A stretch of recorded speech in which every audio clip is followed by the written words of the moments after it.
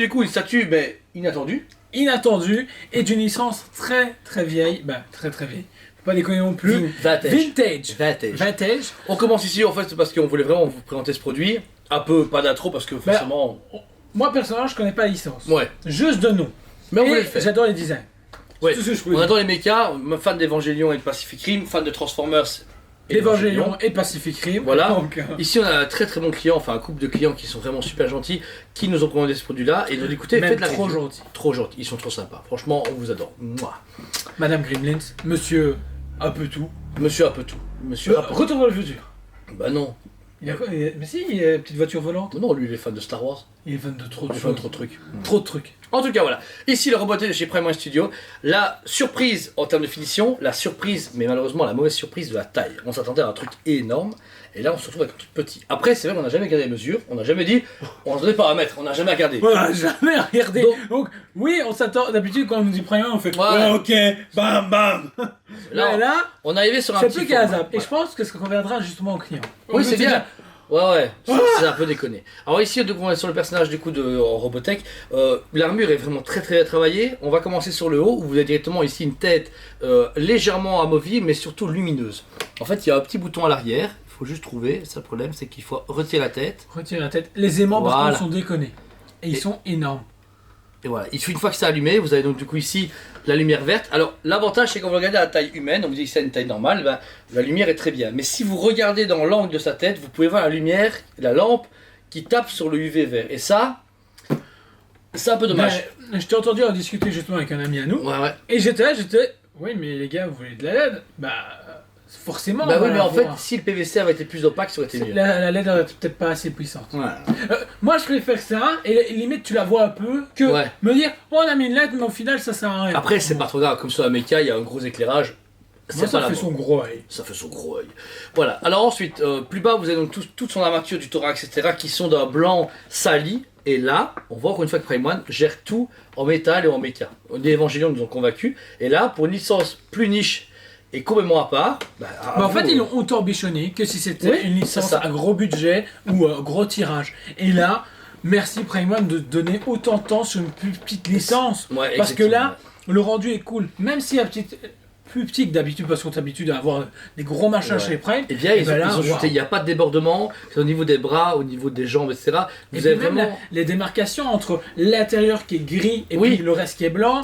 Et puis même l'ombrage, tout est bien géré et puis il n'y a pas de débordement. Et les stickers, tu vois, danger, il y a ici warning, etc. En fait, je sais pas comment expliquer. C'est ce tatouage. Mais c'est ça qui est vrai, c'est qu'on croirait des stickers, je pense que ça en est. Mais c'est c'est tellement bien ancré dans le produit que les lignes rouges qu'il y a face à lui, au niveau de son thorax, c'est pas comme les stickers qu'on avait eu sur un ou deux produits, genre il y a un truc d'Harley Quinn qui m'avait choqué, je me rappelle à l'époque, et on voyait le stickers dégueulasse, on voyait que c'était un sticker, c'était vraiment chiant. Là, c'est des stickers de qualité. Alors autour de ça, vous pouvez voir qu'il y a des pièces grises qui augmentent le méca. Donc ça, c'est des pièces qui sont toutes aimantées. Vous pouvez voir que c'est mis à chaque fois à certains endroits qu'on doit les emboîter et peut être enlevable. Alors ici, comme vous voyez sur la vidéo, voilà à quoi il ressemble quand on a enlevé toutes les pièces grises. Il est beaucoup moins imposant déjà pour commencer. Personnellement, j'aime bien aussi cette version-là, mais il manque quelque chose. Le truc c'est qu'il est du coup beaucoup plus blanc. Il est beaucoup plus la méca uniforme. Ici, quand on repasse en version 2.0, full armure. Comme on connaît pas l'animé, je vous avoue qu'on n'a pas les critiques de ce que c'est. On va pas vous mentir, on va pas dire ouais genre c'est en version 2.0 ou Mark 3, on sait pas. Mais il apporte une envergure et une version plus badass au Robotech. Tu vas dire ici, il a plus de pièces, rien qu'à l'arrière, les réacteurs qui sont super bien gérés. Moi j'aime bien les flammes qu'ils ont fait. J'aime bien les flammes, par contre, petit light-up aurait été cool. Ouais, c'est vrai que le light-up manque. Là franchement, ça aurait été cool parce que du coup ça aurait donné une autre envergure à la statue. Et puis une ambiance en plus, dans le noir, avec l'œil vert, les trucs lumineux. Ouais, c'est vrai que un mec là, tu te fais. Par contre, vous noterez une différence de travail, de texture entre le feu du réacteur au niveau des pièces grises et au niveau du sol. Obligé, parce que malheureusement, c'est elle qui tient tout le méca. Sachez que pour l'assemblage, vous devez assembler du coup les deux jambes sur l'intérieur, puis les deux bras. Donc du coup, je me dis. Normal parce que je pense qu'il y a la tige en métal qui joue et du coup il fallait la cacher. Mais moi ça me dérange pas. Mais la position, quoi qu'on la regarde, elle est parfaite parce qu'elle est vraiment en mode vol, survolage de l'eau. En fait c'est leur premier Parce que là, on version pause médium, on est plus vite un peu dynamique sur un méca. Ouais. Et franchement, c'est super cool. Et puis ensuite, quand on descend sur l'eau, le trail, il faut dérange certains. Ouais. Moi, j'adore. Moi, ce que je trouve, c'est que c'est vraiment en résine translucide, ça aurait été super. Là, on aurait mis un 15 sur 20, machin, ce que tu veux. Je sais pas, c'est pas utile en fait, parce que là, moi je vois le côté animé et pas le côté réaliste. Voilà. Il a ce côté très animé, et j'aime beaucoup parce qu'ils n'ont pas oublié l'écume à gauche et à droite. Et puis cet effet justement de mouvement, réacteur, qui pousse l'eau. Ben, je m'y crois, je m'y vois et je suis là, je fais ok, j'imagine une scène dans ma tête et franchement. Par contre, notez que c'est très plastique au niveau des pièces qui sont aimantées, donc on a vraiment un côté très. Pas toys, après ça se ne voit pas, ça se ressent, ça se touche. Quand tu touches là, j'ai un truc hyper léger, on dit d'aller en studio, tu vois. Non, ça sniffe pas, Jordan. Donc, mais la jointure est méga bien faite et ça rejoint bien l'écume pareil et l'application de l'eau sur la pièce en métal. C'est ça qui est impressionnant. Par contre, le socle, que dire de plus que moi j'adore. Ce côté très robotique, grosse marmite. Le trail et tout qui est là, franchement, on dirait justement un écrou d'ancrage. Ah, moi, franchement, moi j'ai l'impression que c'est des marmites. C'est pas une marmite.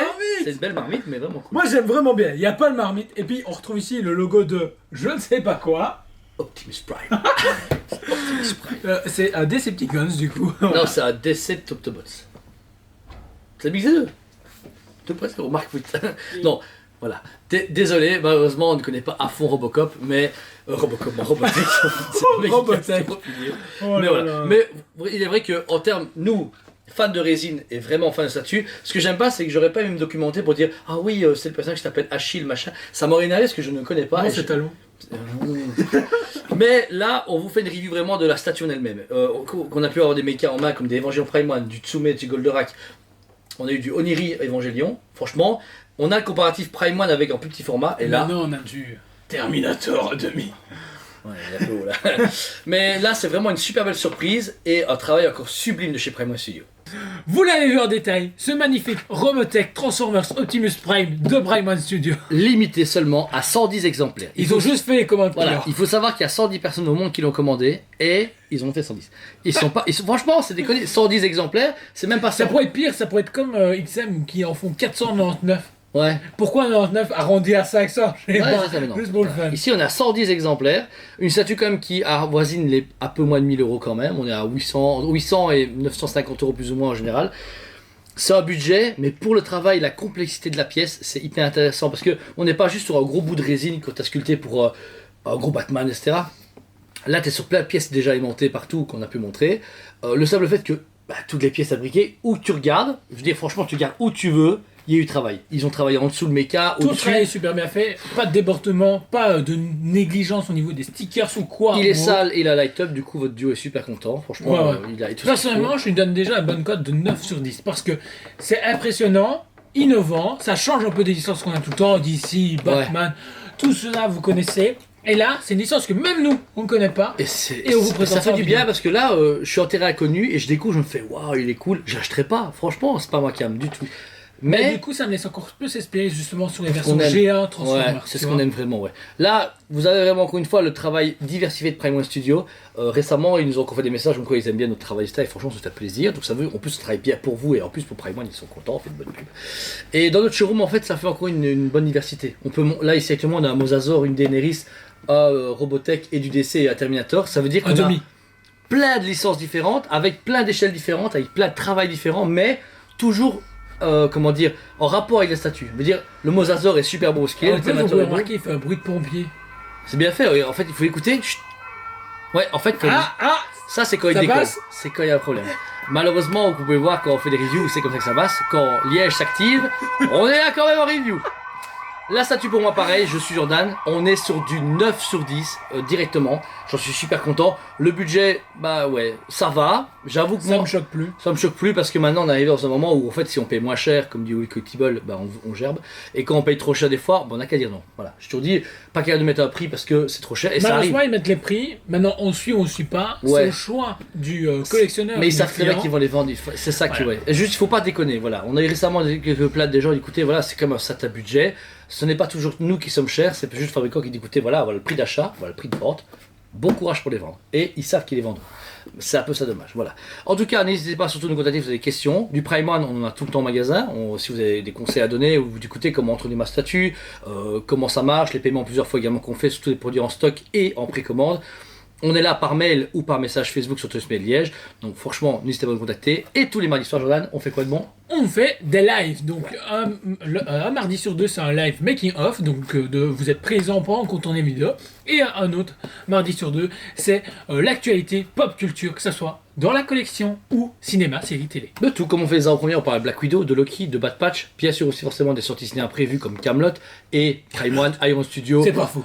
Plein de goodies Hasbro, etc. Plein de choses sont mises sur ce live, donc tous les mardis soirs à 18h30. Voilà. Bah écoutez, merci de nous suivre. N'hésitez pas à mettre un commentaire si vous avez aimé la vidéo ou likez également. Et abonnez-vous parce que vous abonner vous permet de voir tous les jours à 8h du matin une belle nouvelle vidéo de choc. Voilà. Bah Jordan, on va dire quoi? On va vous dire à très bientôt. On vous aime beaucoup et on vous dit à très bientôt.